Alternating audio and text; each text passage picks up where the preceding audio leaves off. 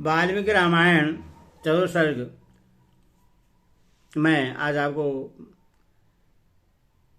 कैकेयी का राजा को सत्य पर दृढ़ रहने के लिए प्रेरणा देकर अपनी वरु की पूर्ति के लिए दुराग्रह दिखलाना, महर्षि वशिष्ठ का अंतपुर के द्वार पर आगमन और सुमंत्र को महाराज के पास भेजना, राजा की आज्ञा से सुमंत्र का श्री राम को बुलाने के लिए जाना।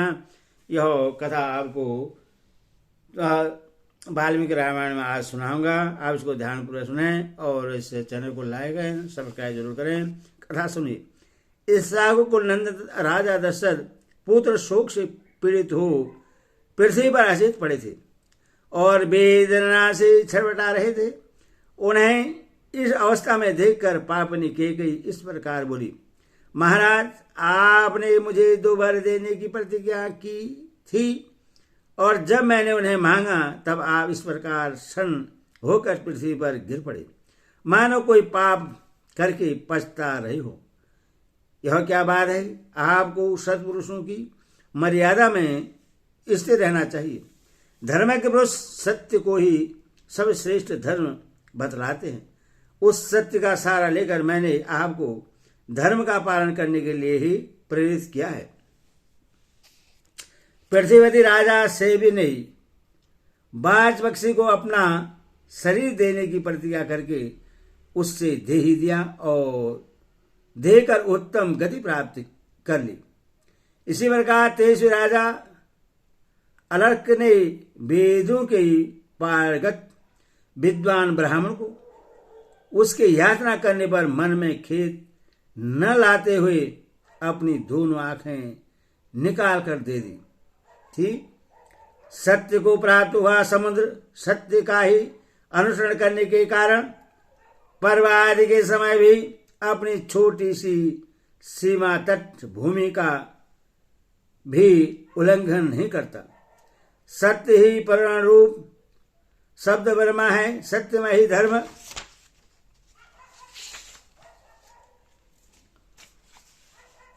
प्रतिष्ठित है। सत्य ही अविनाशी भेद है और सत्य से ही परम ब्रह्मा की प्राप्ति होती है। इसीलिए यदि आपकी बुद्धि धर्म में स्थित है तो सत्य का अनुसरण कीजिए। साधु श्रोमणी, मेरा मांगा हुआ वह वर सफल होना चाहिए, क्योंकि आप स्वयं ही उस वर के दाता हैं। धर्म के ही अभिष्ट फल की सिद्धि के लिए तथा मेरी प्रेरणा से भी आप अपने पुत्र श्री राम को घर से निकाल दीजिए। मैं अपने इस कथन को 3 बार दोहराती हूँ। आज यदि मुझसे की हुई इस प्रतिज्ञा का आप पालन नहीं करेंगे तो मैं आपसे परित्यक्त उपेक्षित होकर आपके सामने ही अपने प्राणों का परित्याग कर दूंगी।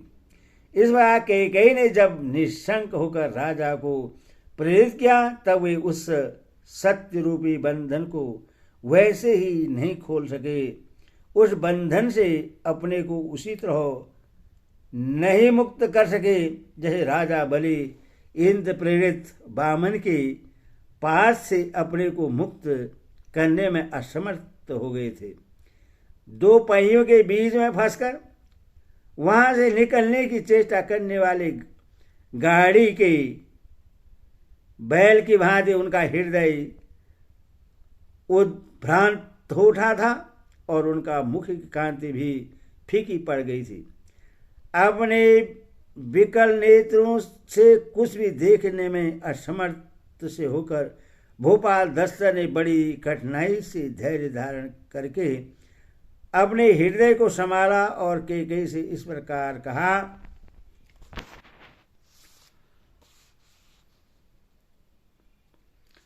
पापेन, मैंने अग्नि के समीप सांड्यट ते गर्भयामी सौगतिवाद हस्तम इत्यादि वैदिक मंत्रों का पाठ करके तेरे जिस हाथ को पकड़ा था उससे आज छोड़ रहा हूं। साथ ही तेरे और अपने द्वारा उत्पन्न हुए तेरे पुत्र का भी त्याग करता हूं। देवी, रात बीत गई। सूर्योदय होते ही सब लोग निश्चय ही श्री राम का राज्याभिषेक करने के लिए मुझे शीघ्रता करने को कहेंगे। उस समय जो सामान श्री राम के अभिषेक के लिए जुटाया गया है, उसके द्वारा मेरे मरने के बाद श्री राम के हाथ से मुझे जलाजली दिलवा देना, परंतु अपने पुत्र सहित तू मेरे लिए जलाजली न देना।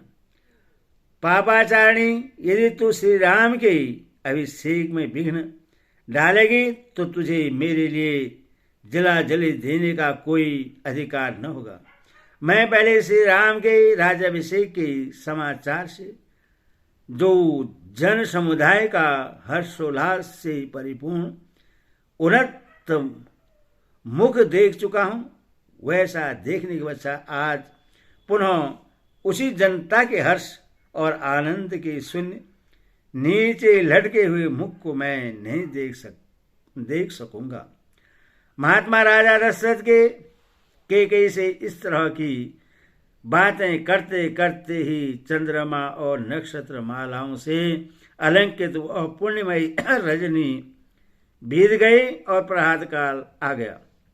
तदंतर बातचीत के मर्म को समझने वाली पापाचारिणी कैकेयी रोष से मूर्छित से होकर राजा से पुनः कठोर वाणी में बोली, राजन, आप विष और शूल आदि रोगों के समान कष्ट देने वाले ऐसे वचन क्यों बोल रहे हैं? इन बातों से कुछ होने जाने वाला नहीं है। आप बिना किसी कलेश के अपने पुत्र श्री राम को यहाँ बुलवाइए, मेरे पुत्र को राज्य पर प्रतिष्ठित कीजिए और श्री राम को वन में भेजकर मुझे निष्कंटक बनाइए, तभी आप कृत हो सकेंगे। तीखे कोड़े की मार से पीड़ित हुए उत्तम अश्व की भांति कैकेयी द्वारा बारंबार प्रेरित होने पर व्यथित हुए राजा दशरथ ने इस प्रकार कहा, मैं धर्म के बंधन में बंधा हुआ हूं, मेरी चेतना लुप्त होती जा रही है, इसीलिए इस समय मैं अपने धर्मपरायण परम पीर ज्येष्ठ पुत्र श्री राम को देखना चाहता हूं। इधर जब रात बीती, प्रभात हुआ, सूर्य देव का उदय हो गया और पुण्य नक्षत्र के योग में अभिषेक का शुभ मुहूर्त आ पहुंचा। उस समय शिशु से घेरे हुए शुभ गुण संपन्न महर्षि वशिष्ठ अभिषेक की आवश्यक सामग्री का संग्रह करके शीघ्रतापूर्वक उस श्रेष्ठ पुरी में आए। उस पूर्णी वेला में अयोध्या की सड़कें झाड़ बुहार कर साफ की गई थी और उन पर जल का छिड़काव हुआ था। सारी पूरी उत्तम पताकाओं से शोभित थी। वहां के सभी मनुष्य हर्ष और उत्साह से भरे हुए थे। बाजार और दुकानें इस तरह सजी हुई थी कि उनकी स्मृति देखते ही बनती थी। सब और महान उत्सव हो रहा था। सारी नगरी श्री रामचंद्र के अभिषेक के लिए उत्सुक थी। चारों ओर चंदन, अगर और धूप की सुगंध व्याप्त हो रही थी। इंद्र नगरी अमरावती के समान शोभा पाने वाली उस पुरी को पार करके श्रीमान वशिष्ठ ने राजा दशरथ के अंतपुर का दर्शन किया, जहां सहस्त्रों ध्वजाएं फहरा रही थी। नगर और जनपद के लोग वहां भरे हुए थे। बहुत से ब्राह्मण उस स्थान की शोभा बढ़ाते थे। छड़ी द्वारा राज सेवक तथा सजे सजाए सुंदर घोड़े वहां अधिक संख्या में उपस्थित थे। श्रेष्ठ महर्षि से घिरे हुए वशिष्ठ जी परम प्रश्न हो उस अंतपुर में पहुंचकर उस जन समुदाय को लाकर आगे बढ़े। वहां उन्होंने महाराज के सुंदर सचिव तथा सारथी सुमंत्र को अंतपुर के द्वार पर उपस्थित देखा, जो उसी समय भीतर से निकले थे। तब महातेजी वशिष्ठ ने परम चतुर सूत्रपुत्र सुमंत्र से कहा, सूत, तुम महाराज को शीघ्र ही मेरी आगमन की सूचना दो। उन्हें बताओ कि श्री राम के अभिषेक के लिए सारी सामग्री एकत्रित कर ली गई है। ये गंगा जल से भरे कलश रखे हैं। इन सोने के कलशों में समुद्र से लाया हुआ जल भरा हुआ है। यह गुलर की लकड़ी का बना हुआ भद्रपीठ है जो अभिषेक के लिए लाया गया है। इसी पर बैठाकर श्री राम का अभिषेक होगा। सब प्रकार के बीज, गंध, भांति भांति के रत्न, मधु, दही, लावा, खील, कुश, फूल, दूध, 8 सुंदर कन्याएं, मत, गजराज, 4 घोड़े वाला रथ, चमचमाता हुआ खड्ग, उत्तम धनुष, मनुष्य द्वारा ढोई जाने वाली सवारी पालकी आदि, चंद्रमा के समान श्वेत छत्र, सफेद चवर, सोने की झारी, सुवर्ण की माला से अलंकृत ऊंचे ढील वाले सफेद पीत वर्ण का वृक्ष, 4 दाढ़ों वाला सिंह, महाबलवान उत्तम अश्व, सिंहासन, व्याघ्र चर्म, समिधाएं, अग्नि, सब प्रकार के बाजे, वारांगनाएं, श्रृंगार युक्त और सौभाग्यवती स्त्रियां, आचार्य, ब्राह्मण, गौ और पवित्र पशु, पक्षी, नगर और जनपदों के श्रेष्ठ पुरुष अपने सेवक गणों सहित प्रसिद्ध व्यापारी ये तथा और भी बहुत से पीरिवादी मनुष्य बहुसंख्यक राजाओं के साथ प्रसन्नतापूर्वक श्री राम के अभिषेक के लिए यहाँ उपस्थित हैं। तुम महाराज से शीघ्रता करने के लिए कहो, जिससे सब सूर्योदय के पश्चात पुष्य नक्षत्र के योग में श्री राम राज्य प्राप्त कर ले। वशिष्ठ के ये वचन सुनकर महाबली सुतपुत्र सुमंत्र ने राज से दशरथ की स्तुति करते हुए उनके भवन में प्रवेश किया। राजा का प्रिय करने की इच्छा रखने वाले और उनके द्वारा सम्मानित द्वारपाल उन बुढ़े सचिव को भीतर जाने से रोक न सके, क्योंकि उनके लिए पहले से ही महाराज की आज्ञा थी कि ये किसी समय भी भीतर आने से रोके न जाएं। सुमंत राजा के पास जाकर खड़े हो गए। उन्हें उनकी उस अवस्था का पता नहीं था, इसीलिए वे अत्यंत संतोषदायक वचनों द्वारा उनकी स्तुति करने को उद्यत हुए। सुमंत्र राजा के उस महल में पहले की ही भांति हाथ जोड़कर उन महाराज की स्तुति करने लगे। महाराज जैसे सूर्योदय होने पर तेजस्वी समुद्र स्वयं हर्ष की तरंगों से उछलित हो उसमें स्नान की इच्छा वाले मनुष्य को आनंदित करता है, उसी प्रकार आप स्वयं प्रसन्न हो प्रसन्नतापूर्वक हृदय से हम सेवकों को आनंद प्रदान कीजिए। देव सारथी मालती ने इसी बेला में देवराज इंद्र की स्तुति की थी, जिससे उन्होंने समस्त दानों पर विजय प्राप्त कर ली। उसी प्रकार मैं भी स्तुति वचनों द्वारा आपको जगा रहा हूं। 6 अंगुश ही 4 भेद तथा समस्त विद्याएं जैसे स्वयं भगवान ब्रह्मा को जगाती हैं, उसी प्रकार आज मैं आपको जगा रहा हूं। जैसे चंद्रमा के साथ सूर्य समस्त भूतों की आधारभूता इस शुभ स्वरूपा पृथ्वी को जगाया करते हैं, उसी प्रकार आज मैं आपको जगा रहा हूं। महाराज उठिए और उत्सव कालिक मंगल कृत्य पूर्ण करके वस्त्राभूषण से शोभित शरीर से सिंहासन पर विराजमान होइए।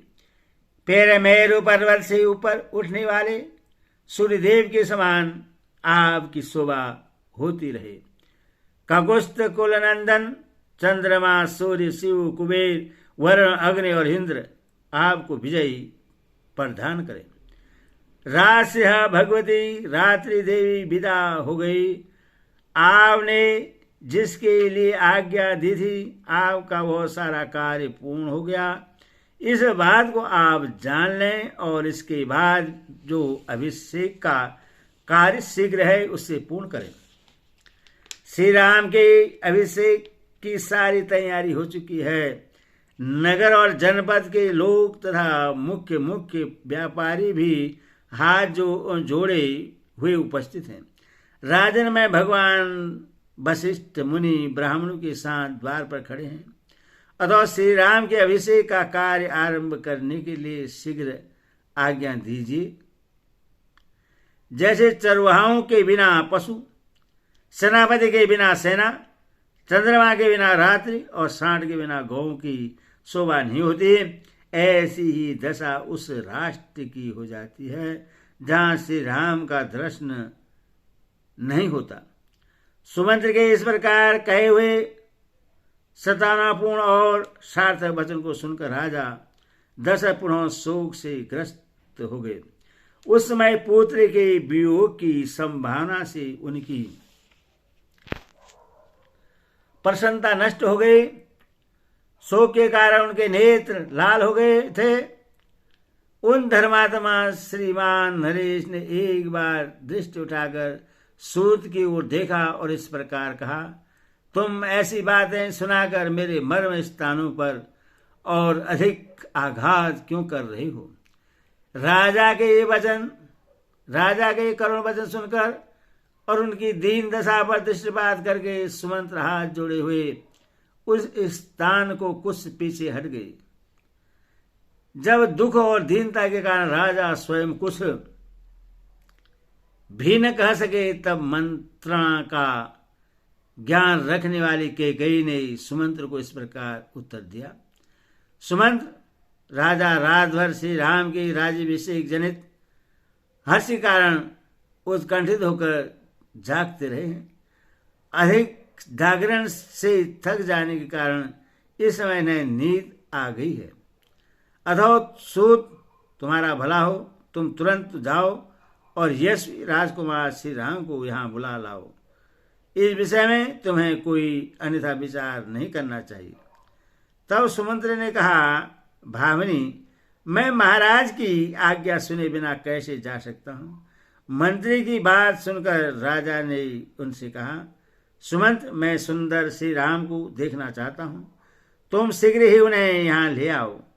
उस समय श्री राम के दर्शन से ही कल्याण मानते हुए राजा मन ही मन आनंद का अनुभव करने लगे। इस पर इधर सुमंत्र राजा की आज्ञा से तुरंत प्रसन्नतापूर्वक वहां से चल दिए। कैकेयी ने जो तुरंत श्री राम को बुला लाने की आज्ञा दी थी, उसे याद करके वे सोचने लगे, पता नहीं यह उन्हें बुलाने के लिए इतनी जल्दी क्यों मचा रही है। जान पड़ता है श्री राम के अभिषेक के लिए ही यह जल्दी कर रही है। इस कार्य में धर्मराज राजा दशरथ को अधिक आयास करना पड़ता है, शायद इसीलिए ये बाहर नहीं निकलते। ऐसा निश्चय करके महातेजस्वी सूत सुमंत्र फिर बड़े हर्ष के साथ श्री राम के दर्शन की इच्छा से चल पड़े। समुद्र के अंतवर्ती जलाशय के समान उस सुंदर अंतपुर से निकलकर सुमंत्र ने द्वार के सामने मनुष्य की भारी भीड़ एकत्र हुई देखी। राजा के अंतपुर में सहसा निकलकर सुमंत्र ने द्वार पर एकत्र हुए लोगों की ओर दृष्टिपात किया। उन्होंने देखा बहुसंख्यक पूर्ववासी वहां उपस्थित थे और अनेकानेक महाधनी पुरुष राजद्वार पर आकर खड़े हैं। इस प्रकार वाल्मीकि अष्टादशाध्यायी आदि का भी अयोध्या कांड का 14 सर्व पूरा हुआ। हरि ओम बोल सियावर रामचंद्र की जय।